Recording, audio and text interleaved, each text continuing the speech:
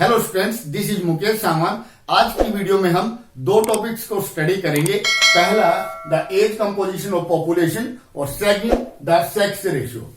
As composition को जानने से पहले एक बार हम पॉपुलेशन की डेफिनेशन को देखते हैं। किसी भी कंट्री में पर्टिकुलर टाइम पीरियड पर जो नंबर ऑफ इनहेबिटेंट्स होते हैं, यानी कि जितने लोग रहते हैं, वो पॉपुलेशन कहलाती है। और यदि इसी पॉपुलेशन को अलग अलग एज ग्रुप्स में डिवाइड कर दिया जाए तो वह उस पॉपुलेशन का एज कंपोजिशन कहलाता है। और जनरली जो पॉपुलेशन है उसको तीन कैटेगरीज में डिवाइड करते हैं या तीन ग्रुप्स में डिवाइड करते हैं। पहला जो ग्रुप है वो चिल्ड्रन ग्रुप है, दूसरा वर्किंग एज यानी कि एडल्ट हैं वो, तीसरा जो एज्ड पीपल हैं जिनकी एज 59 ईयर से ज्यादा हो गई है वो। अगर हम इंडिया की एज कंपोजिशन देखते हैं तो इंडिया में जो नंबर ऑफ या परसेंटेज ऑफ एडल्ट पीपल हैं वो 58.7% है और जो एज्ड पीपल हैं, बुजुर्ग लोग हैं, उनका प्रतिशत 6.9 है। और जो चिल्ड्रन है इंडिया में वो टोटल पॉपुलेशन का 34.4% बनते हैं। अब हम देखते हैं कि हमने एज कंपोजिशन के हिसाब से पॉपुलेशन को क्यों स्टडी करना होता है। अलग अलग एज ग्रुप्स की अलग अलग रिक्वायरमेंट्स होती हैं और डिफरेंट एज ग्रुप सोसाइटी को अलग अलग प्रोडक्ट देता है, इसीलिए हमें एज ग्रुप के हिसाब से स्टडी करना होता है पॉपुलेशन को। यहां हम देखते हैं age composition. The age composition of a population refers to the number of people in different age groups in a country. किसी भी कंट्री में पर्टिकुलर टाइम पीरियड पर किस एज ग्रुप में कितने लोग रहते हैं, इसको एज कंपोजिशन कहते हैं। इसका स्टडी बहुत जरूरी है। इसको स्टडी करने से हमें पता चलता है किस एज ग्रुप की क्या क्या रिक्वायरमेंट्स हैं, कौन सा एज ग्रुप प्रोडक्टिव है और कौन सा एज ग्रुप डिपेंड करता है सोसाइटी के ऊपर। और साथ में हमें सोसाइटी का फेस पता चलता है। जैसे अगर हम जापान की एग्जांपल लेते हैं तो जापान में जो बुजुर्ग लोग हैं उनका परसेंटेज काफी ज्यादा है। तो ये शो करता है जापान की जो मेडिकल साइंस है काफी डेवलप हो चुकी है। और दूसरा, जापान कंट्री के अंदर जो लोग हैं बुजुर्गों का काफी ज्यादा सम्मान करते हैं एज कंपेयर टू इंडिया। और यदि इसी प्रकार हम अफ्रीकन कंट्री की जो पॉपुलेशन है उसको स्टडी करते हैं तो नंबर ऑफ एज्ड पीपल है वो काफी कम है और नंबर ऑफ जो चिल्ड्रन है अफ्रीकन कंट्रीज में उनका परसेंटेज काफी ज्यादा है। तो ये शो करता है जो चिल्ड्रन है वो आने वाले टाइम में रिप्रोडक्टिव पार्ट बन जाएंगे पॉपुलेशन का और कंट्री की जो पॉपुलेशन है काफी स्पीड से बढ़ेगी। और साथ में हम एज कंपोजिशन का स्टडी करने से ये भी अंदाजा लगा सकते हैं कि उस कंट्री की जो पॉपुलेशन है हेल्दी है या नहीं, प्रोडक्टिव है या नहीं, और उस पॉपुलेशन की मोरल वैल्यूज हैं या नहीं। ये सारी चीजें हमें एज कंपोजिशन का स्टडी करने से पता चलती हैं। इसी को देखते हैं रिटर्न फॉर्म में कैसे है। It is one of the most basic characteristics of a population. किसी भी पॉपुलेशन को समझना है तो उस पॉपुलेशन को हमें एज कंपोजिशन में डिवाइड करना पड़ेगा। A person's age influence what he और शी नीड्स बाय हिज और हर कैपेसिटी टू परफॉर्म। जो काम कर सकता है, कौन क्या काम कर सकता है, ये भी हमें एज कंपोजिशन की स्टडी करने से पता चलता है। Age composition determines the social and economic structure of the population. Social का मतलब अभी हमने जापान के एग्जांपल से देखा था और इकोनॉमिक स्ट्रक्चर से देखते हैं। जिस कंट्री की जो पॉपुलेशन है उसमें जो परसेंटेज ऑफ एडल्ट पीपल है अगर वह ज्यादा है तो इसका मतलब number of people who are productive is more. कहने का मतलब कंट्री इकोनॉमिकली काफी ज्यादा डेवलप करेगा। ये हमें एज कंपोजिशन के स्टडी से पता चलता है। The population of a nation is generally grouped into three broad categories. ज्यादातर हम जो कंट्री की जो पॉपुलेशन है अगर उसको एज कंपोजिशन में डिवाइड करते हैं तो जनरली तीन ग्रुप्स में डिवाइड करते हैं। अभी हम इनको स्टडी कर चुके हैं। अब आगे देखते हैं। एज कंपोजिशन का पहला ग्रुप चिल्ड्रन का होता है। इसकी एज लिमिट 15 ईयर्स है। पॉपुलेशन का वह ग्रुप जो 15 साल से कम एज का है वो चिल्ड्रन ग्रुप में शामिल होता है। इकोनॉमिक और ज्योग्राफी की लैंग्वेज में देखा जाए तो यह ग्रुप प्रोडक्टिव नहीं होता। यह ग्रुप सोसाइटी के ऊपर डिपेंड करता है। इस ग्रुप को काफी सारी फैसिलिटीज की जरूरत होती है जैसे food, clothing, education and medical care, इन सारी चीजों को प्रोवाइड करवाने में गवर्नमेंट को काफी खर्च उठाना पड़ता है, काफी मेहनत करनी पड़ती है और सोसाइटी की भी काफी ड्यूटीज होती हैं कि इस ग्रुप को ये सारी चीज प्रोवाइड करें। अगर चिल्ड्रन ग्रुप को ये सारी चीज अच्छे से अवेलेबल होती हैं तो जनरली वह कंट्री एक डेवलप्ड कंट्री कहलाता है। अगर ये सारी फैसिलिटीज चिल्ड्रन ग्रुप को ना मिले तो वह कंट्री डेवलपिंग या अंडर डेवलप्ड कंट्री रह जाता है। चिल्ड्रन ग्रुप बाद में जाकर वर्किंग एज ग्रुप में कन्वर्ट हो जाता है, जिसकी जो एज लिमिट 15 to 59 ईयर्स है। जनरली यह ग्रुप इकोनॉमिकली प्रोडक्टिव है। इकोनॉमिकली प्रोडक्टिव का मतलब सोसाइटी के अंदर जितनी भी एक्टिविटीज कैरी आउट की जाती हैं वो इसी ग्रुप के द्वारा की जाती हैं। जीवन निर्वाह करने के लिए, चीजों का उत्पादन करने के लिए, आजीविका कमाने के लिए सारी सोसाइटी इसी ग्रुप के ऊपर डिपेंड करती है। और साथ में यह ग्रुप बायोलॉजिकल रिप्रोडक्टिव है।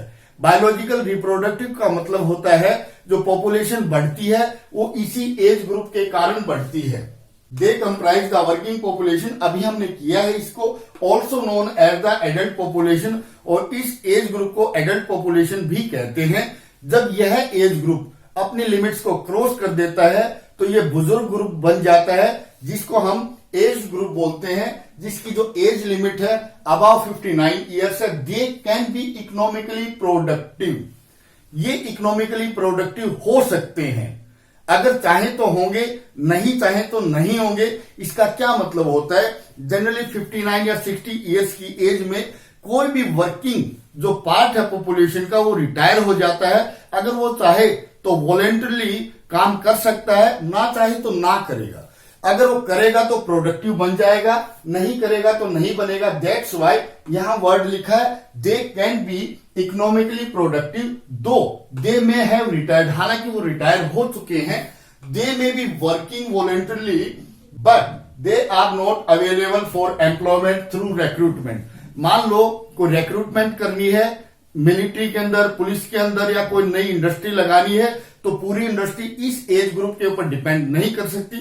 कुछ पार्ट इस एज ग्रुप का वहां काम कर सकता है। इस एज ग्रुप के पास एक्सपीरियंस की कमी नहीं होती, लेकिन अगर बॉडी का एनर्जी लेवल देखें तो इसके पास कमी रहती है। ये दोनों ग्रुप इसके ऊपर डिपेंड करते हैं। The percentage of children and the age affect the dependency ratio because these groups are not producer. अगर चिल्ड्रन और एज दोनों को मिला लिया जाए और दूसरी साइड में वर्किंग पॉपुलेशन को छोड़ दिया जाए, फिर उनकी रेशियो को देखते हैं। अगर ये रेशियो वर्किंग पॉपुलेशन के फेवर में नहीं होती तो कंट्री को जनरली डेवलप्ड कंट्री नहीं कहा जाता। अब हमारा नेक्स्ट पॉइंट देखते हैं, सेक्स रेशियो। पूरी पॉपुलेशन को मेल्स और फीमेल्स में डिवाइड करके मेल्स की पॉपुलेशन को 1000 में कन्वर्ट कर लिया जाए और उसके बाद जो नंबर ऑफ फीमेल्स या फीमेल्स की जो रेशियो आती है वह उस कंट्री की सेक्स रेशियो कहलाती है। सिंपल वर्ड में कहा जाए, अगर पॉपुलेशन में 1000 मेल्स हैं तो कितनी फीमेल्स होंगी, यह सेक्स रेशियो कहलाता है। देखते हैं कैसे। It is defined as the number of females per 1000 males in the population. किसी भी पॉपुलेशन में पर 1000 मेल्स के पीछे जो नंबर ऑफ फीमेल्स हैं उसको हम सेक्स रेशियो कहते हैं। इस चीज से हमें पता चलता है कि सोसाइटी में कितनी इक्वलिटी है। विमेन को या फीमेल्स को हमने कितना बराबरी का दर्जा दिया है, यह सेक्स रेशियो को पढ़कर, जानकर, इसके डेटा को एनालाइज करके हम इजीली जान सकते हैं और पहचान सकते हैं। This information is an important social indicator to measure the extent of equality between males and females in a society at a given time। अब हम देखते हैं जो इंडिया का जो सेक्स रेशियो है वो हमेशा ही मेल्स के फेवर में रहा है और फीमेल्स के लिए अनफेवरेबल रहा है। यहाँ एक टेबल है, इसको अभी हम स्टडी करेंगे। इस टेबल को स्टडी करने से हमें पता चलेगा किस कंट्री में फीमेल्स को इक्वलिटी हमने दे दी और किस कंट्री में अभी मिलनी बाकी है। The sex ratio in the country has always been remained unfavorable to females। यहां हम सेंसस ईयर देखते हैं, ये सेक्स रेशियो है। 1951 के अंदर जो इंडिया की सेक्स रेशियो थी, इट वाज 946, 61 में 941, ऐसे करते करते 71, 930, 81, 934, 91, 929, 2001 के अंदर 933 और 11 में ये पॉपुलेशन का जो रेशियो था, सेक्स रेशियो 943। यहां इस टेबल को देखने से हमें पता चलता है कि सेक्स रेशियो यहां तक घटी, एक बार बढ़ी, फिर घट गई। ये शो करता है कि इस टाइम में मेडिकल जो डेवलपमेंट थी इंडिया में काफी ज्यादा हुई। और अगर समझने की बात है कि जो मेडिकल लाइन थी ये काफी करप्टेड भी हुई और सोसाइटी का जो मेंटल लेवल था, जो मोरल वैल्यूज थी, वो भी गिर गई। यहां पर बेटियों को मां के कोख में ही मार दिया गया, जो एक बहुत गलत बात है। इसके बाद थोड़ी थोड़ी अवेयरनेस आती है। 2001 के अंदर जो सेक्स रेशियो थी इट बिकेम 933 और 11 के अंदर 943 हो गई। ये पूरे कंट्री की सेंसस वाइज थी। यहां मैं वर्ल्ड की और इंडिया की तो 3 स्टेट्स हैं, उनकी सेक्स रेशियो देखते हैं। केरला की सेक्स रेशियो 1084 है। कहने का मतलब केरला के अंदर जो फीमेल्स का जो स्टेटस है काफी अच्छा है। वो इक्वलिटी को एंजॉय करती हैं, फ्रीडम को एंजॉय करती हैं, लिबर्टी को एंजॉय करती हैं, तभी तो केरला का सेक्स रेशियो इतना है। अब न्यू दिल्ली की बात करते हैं। यहां पर जो सेक्स रेशियो है इट इज 866। 866 का जो सेक्स रेशियो न्यू दिल्ली के अंदर शायद इसलिए कम है क्योंकि यहां से जो बाहर से लोग आते हैं काम करने के लिए, वो कई बार अपनी फैमिलीज को अपने गांव में छोड़ देते हैं। इस वजह से भी न्यू दिल्ली का जो सेक्स रेशियो है काफी कम है। यहां एक स्टेट हरियाणा है, इसका जो सेक्स रेशियो है 877, काफी चिंता का विषय है। कहने का मतलब यहां पर लड़कियों को पसंद नहीं किया जाता, इसीलिए सेक्स रेशियो कम है। यहां हमें मोरल वैल्यूज पता चलती हैं at different intervals of time, और यहां स्टेट वाइज हमें कुछ इंफॉर्मेशन मिलती है। अगर हम वर्ल्ड की सेक्स रेशियो की बात करें इट इज 984। 984 हालांकि 1000 से कम है। अगर हम नेचुरली देखें तो यह सेक्स रेशियो 1:1 होना चाहिए था और वर्ल्ड का 984 हालांकि बराबर है। फिर भी अगर इंडिया का हम सेक्स रेशियो देखते हैं ये इससे काफी कम है। यह भी एक चिंता का विषय है। अब हम 2-3 कंट्रीज का सेक्स रेशियो देखते हैं। यहां रशिया का सेक्स रेशियो है 1169। 1169 फीमेल्स हैं रशिया में पर 1000 मेल्स। यहां जो नंबर ऑफ फीमेल्स है इतनी ज्यादा क्यों हो गई, ये भी एक सोचने की बात है। रशिया एक कोल्ड कंट्री है और कोल्ड कंट्री में सरवाइव करने के लिए ज्यादातर वाइन का यूज किया जाता है अपनी बॉडी को हीट करने के लिए। और इतनी ज्यादा वाइन पी जाती है रशिया में कि 40 की एज तक आते आते वहां पर जो मेल्स हैं उनके लीवर काफी डैमेज हो गए हैं। हालांकि ये वाइन का जो यूज है विमेन भी करती हैं, लेकिन मेल्स को बाहर काम करना होता है, इसलिए वो इस वाइन का ज्यादा यूज करते हैं। तो ये कह सकते हैं कि रशिया में जो नंबर ऑफ जो मेल्स हैं इसीलिए कम हो गए क्योंकि मेडिकली वो अनफिट हो जाते हैं ज्यादा एज तक जाते जाते। दूसरा देखते हैं चाइना। जो चाइना का जो सेक्स रेशियो है इट इज 926। हालांकि हम देखते हैं चाइना ने काफी डेवलपमेंट कर ली है, इकोनॉमिकली काफी स्ट्रांग है, लेकिन अगर हम सोशली देखें, उसकी सोसाइटी को स्टडी करें, केवल एक डाटा है 926। इसको देखकर पता चलता है कि वहां पर जो फीमेल्स हैं, वीमेन हैं, उनको इक्वलिटी का स्टेटस अभी मिलना बाकी है, जो काफी गलत बात है। बेशक कंट्री आगे चला जाए, लेकिन जो मोरल वैल्यूज हैं, जो सोसाइटी क्या सोचती है, ये सेक्स रेशियो को देखने के बाद इजीली हम जज कर सकते हैं।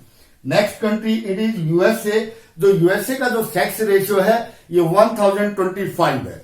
1025 का सेक्स रेशियो यूएसए का शो करता है कि हाँ वाकई में वहां पर जो वीमेन है उनको लिबर्टी है, वो समाज में स्वच्छंद रूप से फ्रीली एंजॉय करती हैं, लिबर्टी है वीमेन को, वो किसी भी तरह की इकोनॉमिक एक्टिविटी को जी सकती हैं, कर सकती है इकोनॉमिक एक्टिविटी, सोसाइटी उनके लिए ओपन है। इंडिया में ऐसा नहीं है। उम्मीद करता हूं इस वीडियो में आपके काफी सारे कॉन्सेप्ट क्लियर हुए होंगे।